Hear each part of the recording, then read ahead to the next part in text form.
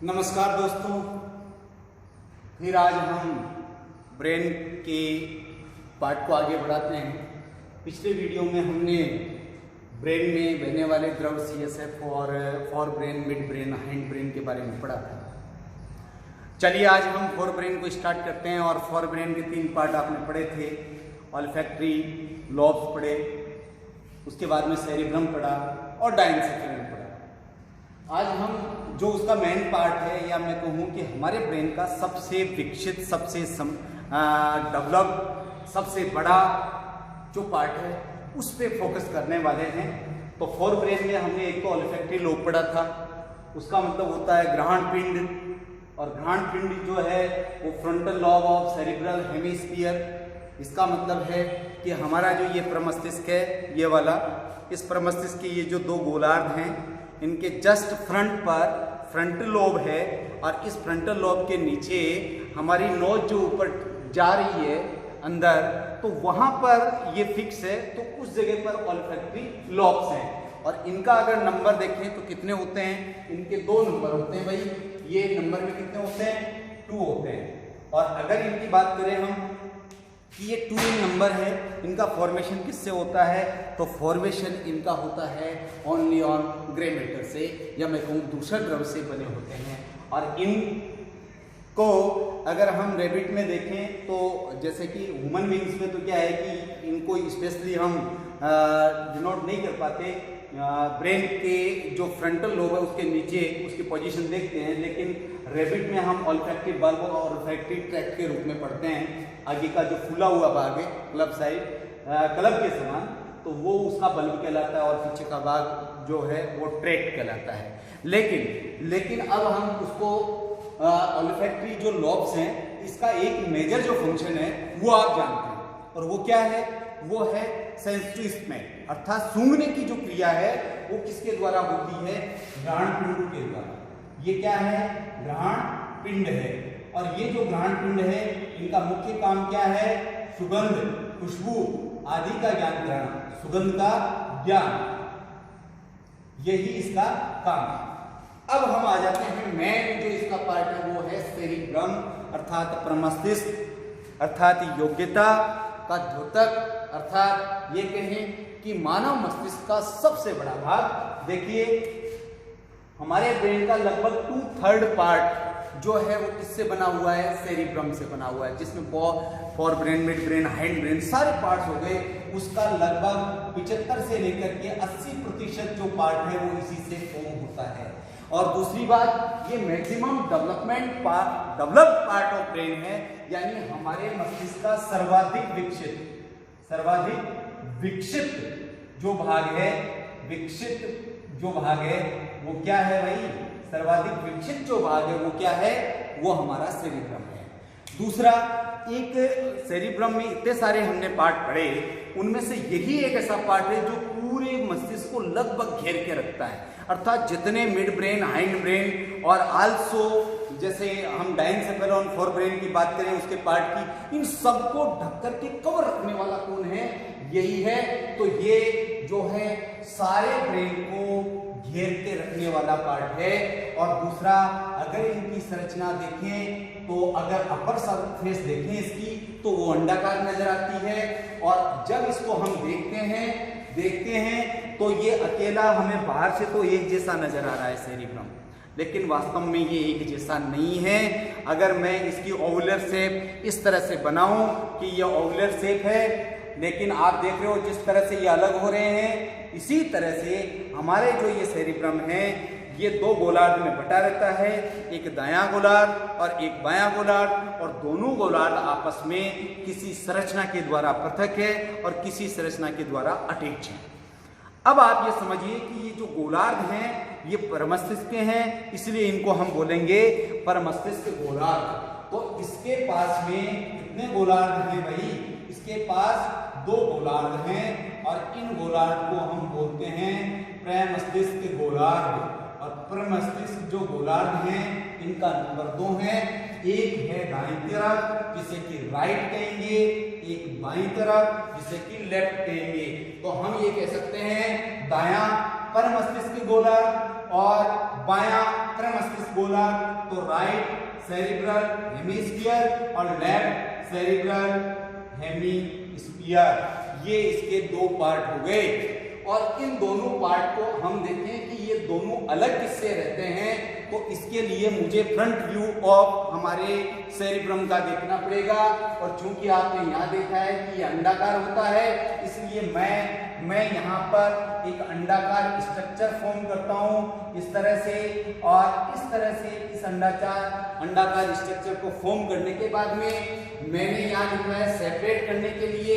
Separate का मतलब होता है अलग करना, और अलग किसके द्वारा होते हैं, एक मीडियन फीचर होती है। जैसे कि तुम्हारे दिल के अंदर बहुत सारी खांस थी, सेप्टम के पट थे, वैसे यहाँ पर एक पट होगा और वो इसके बीचों बीच होगा। ये बीचों बीच जो पट है, इस पट को हम बोलते हैं मीडियन फीचर। ये इन दोनों को क्या करती है, अलग करती है। ये इन दोनों को अलग करती है, इसलिए एक तरफ राइट और एक तरफ लेफ्ट सेरिब्रल हेमिस्फीयर बन जाता है। और अब मैं कह रहा हूं कि इनको कनेक्ट का मतलब जोड़ के रखने वाला। कनेक्ट का मतलब क्या होता है, जोड़ना। और जोड़ के रखने वाले के लिए यहाँ पर एक स्ट्रक्चर मिलती है। उस स्ट्रक्चर को हम क्या कहते हैं, उस स्ट्रक्चर को हम कहते हैं कार्पस कैलोजम। क्या कहते हैं भाई, कार्पस कैलोजम। ये कहाँ दिखती है, ये जो आप इसका फ्रंट व्यू देख रहे हो, यहाँ से ये जो इसका क्रेनियम उठाएंगे और मेनिंजेंस उठाएंगे, उसके बाद में जो आपको नजर आएगा, तो इस तरह से एक आप अखरोट का फल लाइए, उसको खोलिए, और खोलने के बाद में जो स्ट्रक्चर फाउंड होती है वो देखिए, कल्पना कीजिए कि वही हम स्ट्रक्चर देख पा रहे हैं। तो इसको जैसे ही आप खोलोगे तो इस तरह से इसके ऊपर बहुत सारे स्ट्रक्चर नजर आएगी आपको, ऐसे जैसे कि अखरोट के सरफेस पे आप देखते हो। इस स्ट्रक्चर पे बीचों बीच यहाँ पर जहां मैंने ये ग्रीन इंक चलाई है, यहाँ पर स्प्रिंग लाइक ये स्ट्रक्चर मैंने बनाई है। ये जो स्ट्रक्चर है, इस स्ट्रक्चर को हम क्या कहते हैं, कार्पस कैलोजम कहते हैं। और ये कार्पस कैलोजम को अगर मैं दोनों प्रमस्तिष्क गोलार्ध के बीच में दिखाऊं तो वो इस तरह से दिखाई देगी, इस तरह से दिखाई देगी। ये देखिए, ये कार्पस कैलोजम है। लेकिन इसके साथ में आप एक चीज और देख रहे हैं, क्या, वो ये देख रहे हैं कि दोनों प्रमस्तिष्क गोलार्ध जो हैं इस तरह से जुड़े हुए हैं। लेकिन ये कहाँ जुड़े हुए हैं, देखिए यहां तक जुड़े हुए हैं, तो आगे के ये फ्री है, यानी आगे से खुला है। ये स्ट्रक्चर यहाँ देखिए, आगे से खुला है, पीछे से खुला है, लेकिन बीच में चिपका हुआ है। और चेपने का या फेविस्टिक का काम कौन कर रहा है, यहाँ फेविस्टिक का काम कर रहा है आपका कार्पस कैलोजम। इस कार्पस कैलोजम की एक एवरेज मेजरमेंट हम निकालें तो ये कहाँ कितनी आती है, ये 10 centimetre found in human brain होती है। तो ये कार्पस कैलोजम जो है एक ऐसी पट्टी नुमा संरचना है जो कि दोनों प्रमस्तिष्क गोलार्धों को आपस में जोड़ के रखती है। और अलग करने वाला काम कौन कर रहा है, मीडियन फीचर कर रहा है, जिसे कि लॉन्गिट्यूडिनल फीचर भी कहते हैं। तो ये कार्पस कैलोजम को अगर हम बाहर निकाल लें और इसको देखें तो ये किस तरह की नजर आएगी, इस तरह की। अरे भाई ये आ कहां से गई, ये ब्रेन के अंदर से आ गई। और जैसे कि आप यहाँ देखिए, इस तरह से हम ब्रेन पढ़ते हैं भाई, इस ब्रेन में आप ये संरचना देखते हो, ये वाली, इसी को मैंने निकाल करके यहाँ ड्रॉ किया है। और ये जो ड्रॉ किया है इसमें मुझे दिख रहा है कि इसके 3 पार्ट है, 1 और ये 2 और ये 3, या मैं कहूं आगे का भाग, पीछे का भाग और बीच का भाग। और ये किसके भाग है, इस कार्पस कैलोजम के भाग है, जो कि 10 सेंटीमीटर लॉन्ग है। इसका आगे का अगला भाग जो जुड़ा हुआ है, ये इसका ज़ीनूम कहलाता है। और जो बीच का भाग है सबसे बड़ा, उसे हम बॉडी कहते हैं। और जो लास्ट वाला पार्ट है, पीछे वाला पार्ट है, उसको हम बोलते हैं स्प्लेनियम। तो ये हुआ कार्पस कैलोजम। और सबसे मजे की बात यह है कि भाई ये कार्पस कैलोजम जो 10 सेंटीमीटर लंबाई की हमने पहचान ली, जान ली, लेकिन इसका निर्माण कौन करेगा, तो इसका निर्माण करेंगे कौन, एक्सोन करेंगे। कौन करेंगे भाई, एक्सोन करेंगे। और ये एक्सोन इसका निर्माण करेंगे तो हम ये कह सकते हैं कि ये किससे मेडअप है, ये व्हाइट मैटर से मेडअप है। अब हम देखते हैं इसकी स्ट्रक्चर देखने के लिए हम आ जाते हैं यहाँ पर। अगर सेरिब्रम की स्ट्रक्चर देखें तो इसका एक तो आउटर पार्ट होगा और एक इनर पार्ट होगा। जिस तरह से एक ऑरेंज होता है उसको अपन खोलते हैं तो छिलका अलग हटा देते हैं, फिर अंदर का और बचता है। तो ऊपर का जो छिलका है सेरिब्रम का, उसे हम क्या कहते हैं? कॉर्टेक्स भाग कहते हैं। क्या कहते हैं भाई? कॉर्टेक्स भाग कहते हैं। इसका बाहरी जो भाग है, बाहरी भाग क्या कहलाता है? कॉर्टेक्स कहलाता है। और कॉर्टेक्स भी, जैसे मान लीजिए कि ये आपका जो सेरिब्रम है, इसका ऊपर का हमने छिलका उठाया तो ये जो छिलका है वो उसका कॉर्टेक्स हुआ, और अंदर जो पार्ट बच गया ये वाला, ये बच गया आपका मेडुला। और जो ऊपर का ये पार्ट उठाया मैंने, जिसको आपने कॉर्टेक्स कहा, इसकी भी दो लेयर होगी, एक ऊपर वाली एक अंदर वाली, जो मेडुला से चिपकी रहेगी। तो ऊपर वाली जो होगी उसको हम कहेंगे नियोकॉर्टेक्स, और जो नीचे वाली होगी उसको कहेंगे एलोकॉर्टेक्स। और ये जो दोनों हैं ये चिपकी हुई है, इन दोनों चिपकी हुई जो स्ट्रक्चर बनी उसे आपने कहा क्या? उसको कॉर्टेक्स का। और इस कॉर्टेक्स की सतह को अगर हम देखें तो यहाँ पर दो तरह की स्ट्रक्चर नजर आती है, जिसे हम कहते हैं, एक को तो गायरी या रिज और दूसरी को ग्रूव या सल्की।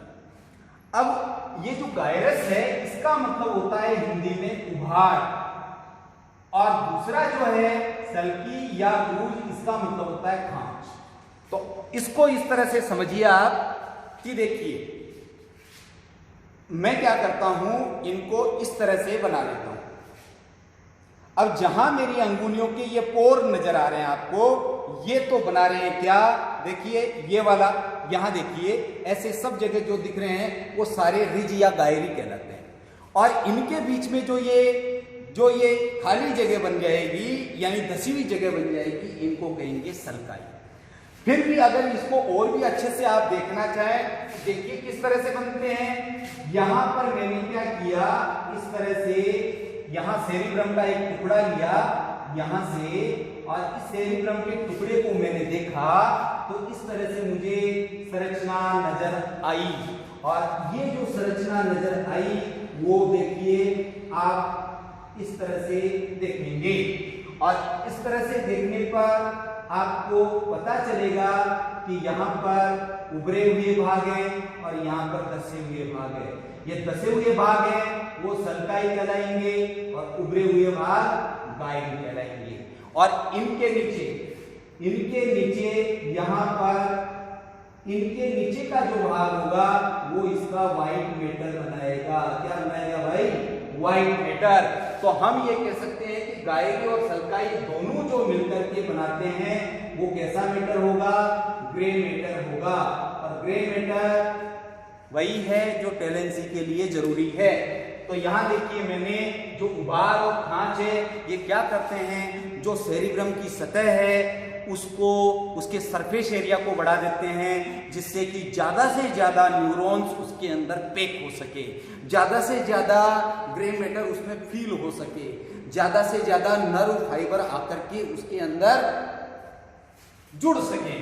तो मैक्सिमम जो है न्यूरॉन्स को फील करने के लिए यहां पर फाइबर आएंगे, और ये सारे फाइबर्स जो होंगे वो यहां आकर के जो मैटर तैयार करेंगे वो कौन सा होगा? ग्रे मैटर होगा। तो इसके कॉर्टेक्स में कौन सा हो गया भाई? ग्रे मैटर हो गया। और ये ग्रे मैटर जो होंगे वो किससे बनेंगे? ये बनेंगे सोमा से। सोमा का मतलब न्यूरॉन्स का कोशिका काय वाला भाग। अब हम देखते हैं कि साहब ये आउटर पार्ट हुआ, तो इनर पार्ट क्या होगा? इनर पार्ट मैंने कह दिया कि ये इनर पार्ट क्या होगा? मेडुला होगा, जिसे कि मध्यांश कहते हैं। और ये किससे मिलकर बना है? एक्सोन से मिलकर बना है। और एक्सोन से मिलकर बनने वाला जो मैटर बनता है उसको क्या बोलते हैं? श्वेत द्रव्य या श्वेत पदार्थ बोलते हैं। तो अंदर की तरफ तो क्या होगा? व्हाइट मैटर, और बाहर की तरफ ग्रे मैटर। तो ये बाहर का पार्ट हुआ, अंदर का पार्ट हुआ। अब इसके अंदर हम देखते हैं कि क्या हमारे मस्तिष्क में भी हमारे हार्ट की तरह कुछ सेप्टम होते हैं? तो बिल्कुल हमें देखने पर पता चलता है कि हमारे जो सेरिब्रम है या मस्तिष्क है उसके अंदर 4 तरह के सेप्टम मिलते हैं। वहां भी आपने 3 तरह के सेप्टम देखे थे जब हार्ट का वीडियो आपने देखा होगा। अब आप देखिए कि लॉन्गिट्यूडनल, जिसको कि मध्य या मीडियल फीचर भी कहते हैं, ये कहां पर था? ये यहाँ पे था। राइट और लेफ्ट सेरिब्रल हेमिस्फीयर के बीच में जो अलग करने वाला था वो कौन था? मीडियल फीचर था। तो इसको देखने के लिए आपको इसका जो अपर सरफेस है वो देखना पड़ेगा, लोअर सरफेस पे दिखाई नहीं देगा। फिर देखते हैं सेंट्रल। सेंट्रल का मतलब आप जानते हो बीचों बीच। सेंट्रल का मतलब आप जानते हो बीचों बीच। और बीचों बीच वाला जो फीचर है इसका दूसरा नाम भी है जिसे कि हम कहते हैं रोनाल्डोज का फीचर। और जो फीचर ऑफ रोनाल्डो है इसको अगर हमें इस हमारे सेरिब्रम में देखना हो तो कहाँ देखना पड़ेगा? तो इसको हमें यहाँ देखना पड़ेगा। देखिए इस जगह पर आप देखोगे तो यहाँ पर मैंने लिखा है सेंट्रल फीचर। सेंट्रल फीचर या सल्कस या केंद्रीय फीचर, इसको क्या बोलते हैं? केंद्रीय खांच या विदर। और ये केंद्रीय खांच यहाँ पे हो गई, लेकिन ये पूरी यहाँ तक नहीं है। यहाँ तक ये जैसे यहाँ से यहाँ आई तो यहीं से दूसरी हो गई। तो ये दूसरी वाली देखिए, ये दूसरी कौन सी आ गई? ये सेंट्रल हो गई। इसके बाद में लेटरल। लेटरल का मतलब ये पार्श्व वाली ऐसे। तो ये यहाँ पर जो मिलेगी, ये पार्श्व वाली यहाँ पर जो मिलेगी इसे हम कहेंगे पार्श्व खांच। इसको क्या कहेंगे भाई? पार्श्व खांच। और एक इसके नीचे देखिए पैराइटो ऑक्सीपिटल। लेकिन इस खांच को देखने के पहले ये खांच जो बनी इनसे बनने वाले लोब देखने पड़ेंगे। तो लोब देखिए केंद्रीय खांच से एक आगे की तरफ यानी आपके ललाट की तरफ अग्र ललाट पाली बनी है। अग्र ललाट पाली, अग्र ललाट पाली यानी ये वाली भाई ये वाली।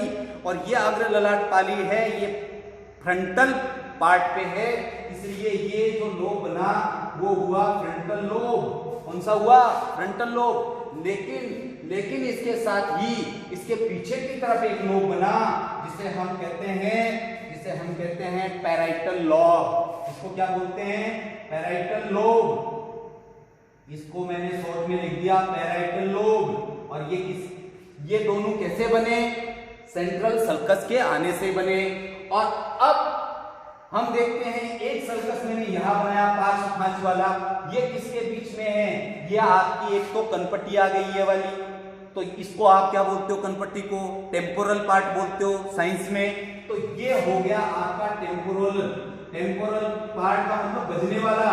और बजता कौन है? शंख बजता है, तो ये शंख पाली हो गई और इसे हम बोलते हैं टेम्पोरल लोब, टीएल। तो देखो एलएस किसके बीच में हो गई? एलएस बीच में हो गई आपके शंख पाली और अग्र ललाट पाली के बीच में। और सीएस किसके बीच में हो गई? अग्र ललाट और पैराइटल लोब के बीच में। तो फ्रंटल लोब और पीएल के बीच में।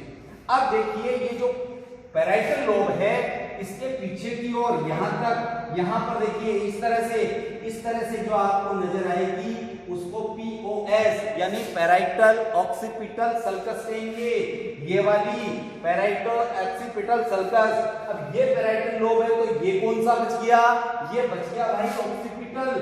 ये ऑक्सीपिटल लोब या इसको अनुकपाल पाली कहते हैं। अनुकपाल पाली, इसको क्या बोलते हैं? अनुकपाल पाली बोलते हैं। अनुकपाल क्यों बोलते हैं? क्योंकि आप जानते हो हमारे यहाँ 2 ऑक्सीपिटल कोंडाइल है, मानव और मेंढक। आप समझ रहे हैं मैं क्या कह रहा हूं? यहाँ पर ऑक्सीपिटल कोंडाइल है जहां से फर्स्ट वर्टिब्रा कनेक्ट होगी। जो एटलस एक्सिस जो आपने नाम पढ़े हैं वर्टिब्रास के, तो फर्स्ट वर्टिब्री आकर के यहाँ अपने ऑक्सीपिटल कोंडाइल से अटैच होती है, इसलिए ये जो लोब है वो क्या कहलाता है? Occipital lobe. तो देखिए 4 तरह की सल्कस हो गई। एक तो ये सेंट्रल हो गई, एक लेटरल हो गई, एक पैराइटल ऑक्सीपिटल सल्कस हो गई और एक कौन सी हो गई? Median feature. लेकिन अगर बात करें ब्रेन ऑफ रैबिट की तो वहां एक रीनल फीचर और मिलती है क्योंकि उसके नोज बहुत आगे निकली रहती है। और वो किसके बीच में होती है? हिप्पोकैम्पल लोब और जो ओलिफैक्टरी ट्रैक्ट है उनको बीच में रहती है। तो ये रीनल फीचर रैबिट में मिलेगी। तो यहाँ पर मैंने देखा कि 4 तरह की खांच मिलेगी और ये 4 तरह की खांच यहाँ देख पा रहे हैं। और इनसे 4 तरह के लोब बने। एक फ्रंटल लोब बना, बना जो कि सिर के आगे वाले भाग में बनेगा, एक पैराइटल लोब बना जो कि बीच में बनेगा यहाँ पर, और एक टेम्पोरल लोब बना जो कि यहाँ कनपट्टियों पे बनेगा जिसे कि संघपाली कहेंगे, कर्ण के पास वाला, और एक ऑक्सीपिटल जो कि सिर के पिछले भाग में यहाँ पे बनेगा। अब हम बात करते हैं कि इसकी स्ट्रक्चर में हमने इतने सारी चीजें देखी, फिर भी इसके बीच में कुछ गुहाएं बनती हैं, और वो गुहा क्या कहलाती है? पैरासील कहलाती है। और पैरासील जो है आप जानते हो फर्स्ट और सेकंड यानी दो होंगी। क्यों होंगी? क्योंकि लेफ्ट और राइट जो है पार्ट है इसके, दायां और बायां पर मस्तिष्क गोलार्ध है, और ये दायां और बायां पर मस्तिष्क गोलार्ध की वजह से इसमें जो पैरासील या फर्स्ट और सेकंड वेंट्रिकल है या जो पार्श्व मिले हैं ये इसमें मिलेंगे। तो ये हमने देखा किसका ओवरव्यू देखा, ये स्ट्रक्चर देखी हमने किसकी? सेरिब्रम की। अब हम बात करते हैं भाई सेरिब्रम में इतना सारा सब कुछ है तो ये काम क्या करता है, और या फिर मैं कहूं कि ये जो अलग अलग लोग अलग अलग पार्ट पे हैं तो ये क्या काम करने वाले हैं। तो इन काम को देखिए मैंने 5 तरह के फंक्शन इसमें समराइज किए हैं, जिसमें टोटल सेरिब्रम के फंक्शन भी है और सारे लोब्स के भी फंक्शन है। कैसे? सबसे पहले तो मैंने लिखा है कंट्रोल ऑन वॉलेंटरी मसल्स। इसका मतलब यह हुआ कि जितनी हमारी ऐच्छिक पेशियां हैं उन सब पर नियंत्रण रखने का काम हमारा ये पर मस्तिष्क करेगा। तो जो जितनी भी ऐच्छिक क्रियाएं हैं, जो ऐच्छिक मसल्स हैं, ऐच्छिक पेशियां हैं, उन ऐच्छिक पेशियों पर जो नियंत्रण करेगा वो कौन होगा? हमारा परमस्तिष्क होगा। उसके दोनों गोलार्ध होंगे भाई, और ये जो नियंत्रण किया जाता है वो परमस्तिष्क में एक स्पेशल एरिया मिलता है जिसे कि मोटर एरिया कहते हैं। मोटर क्यों कहते हैं? क्योंकि ये मूवमेंट से रिलेटेड है। फिर दूसरा फंक्शन देखिए मेमोरी। मेमोरी का मतलब क्या होता है? याददाश्त। फिर अगला है रीजनिंग। रीजनिंग का मतलब होता है तर्क वितर्क करना। प्लानिंग, आप कोई योजना बना रहे हैं, क्या करना है आपको भविष्य में, या फिर हम कहें कि स्टडी करने से क्या होने वाला है, इसको सीखने से क्या होने वाला है, आप योजना बनाओगे, उसके बारे में सोचोगे। तो सोचना, आपकी जो विल पावर है, जो आपकी पर्सनैलिटी है यानी व्यक्तित्व है, आपकी जो स्पीकिंग है, किस तरह से आप बोलना चाह रहे हो, बोल रहे हो, सही तो बोल रहे हो, ये बोलने वाला जो काम है स्पेशल एरिया होता है इसके पास प्रमस्तिष्क गोलार्ध में, उसको हम ब्रोका क्षेत्र बोलते हैं। तो ये सारे काम इसके द्वारा किए जाने वाले हैं। इसके बाद में तीसरा देखिए वियरिंग। आप कौन सी ड्रेस पहनना पसंद करोगे, किस तरह से कपड़े पहनोगे। तो जो पोशाक है, पोशाक पहनना या फिर टाइम देखना, समय देखना, या फिर मैं कहूं भाषण देना, ये सारे काम कौन करेगा? हमारा प्रमस्तिष्क करेगा। भाषण के लिए एक विशेष एरिया होता है जिसे कि ब्रॉडमैन्स एरिया कहते हैं। बहुत बड़ा एरिया है मैन के लिए, बातचीत के लिए, बात करने के लिए, भाषण देने। इसके अलावा डायरेक्शन का मतलब होता है दिशा का ज्ञान करने के लिए, और टेस्ट का मतलब हर आदमी चाहता है कि उसे स्वाद आता रहे। तो ये सारे काम भी किसके द्वारा किए जाएंगे? हमारे प्रमस्तिष्क के द्वारा। इसके बाद में देखिए लैंग्वेज, जो भाषा का ज्ञान है, वो किसी को इंग्लिश ज्यादा आती है, किसी को मारवाड़ी ज्यादा आती है, और किसी को हम कहें टोफेल ज्यादा आएगी, किसी को मलयालम, तेलुगु, तमिल। आप जानते हैं भाई इस तरह की भाषाओं को तो संविधान ने मान्यता दे रखी है। एक है वर्ड्स जो है वर्णिक क्षेत्र होता है सेरिब्रम में। एक अलग से प्रयास करेंगे कि वीडियो बने इन एरियाज का। तो ये वर्णिक जो क्षेत्र है या वर्ड्स वाला जो क्षेत्र है, या मैं कहूँ हमारे ब्रेन की जो डिक्शनरी है वो कौन है? वो वर्ड्स वाला वर्णिक क्षेत्र है जो कि सेरिब्रम में मिलता है। साथ में जो हम सूंघते हैं और सुनते हैं, टेम्पोरल लोब आपके पास पड़ा है तो आप उसको देख सकते हैं, तो इसमें ये काम है। और एक दृष्टि का ज्ञान, दृष्टि ज्ञान में क्या, किसी को क्या देखना पसंद है? किसी को कलर देखना पसंद है, किसी को साइज देखना पसंद है, कोई साइज को देख के अनुमान लगा रहा है, किसी को जो रंगों का ज्ञान हो रहा है वो है। तो ये इसके जो विजुअल इफेक्ट्स हैं, विजुअल सेंसेस है, वो इस सेरिब्रम के पास है। अब ये कौन से पार्ट में, अब मैंने ये एग्जाइट कर दिया, अब मैं इनको क्या करता हूँ, लो वाइज बांट देता हूँ। तो लो वाइज बांटूं तो मैंने ये जो फर्स्ट और सेकंड, देखिए फर्स्ट और सेकंड,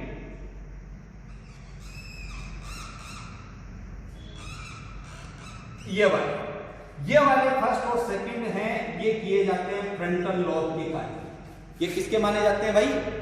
फ्रंटल लॉब के, यानी अग्र ललाट पाली ये दोनों काम करती है। याद करना, तर्क करना, वितर्क करना, योजना बनाना, प्लानिंग करना, सोचना, बोलना, व्यक्तित्व निर्माण करना, अपनी विल पावर को बना के रखना, ये सारे काम कौन करेगा? ये सारे काम ये करेगा। उसके बाद में हम थर्ड पे आ जाते हैं। थर्ड वाला जो है ये है आपका पैराइटल लोब। ये पैराइटल लोब जो है ये काम करेगा आपके भाषण कला का ज्ञान कराने में। फिर तीसरा है, तीसरे के बाद में अगले पे आ जाते हैं।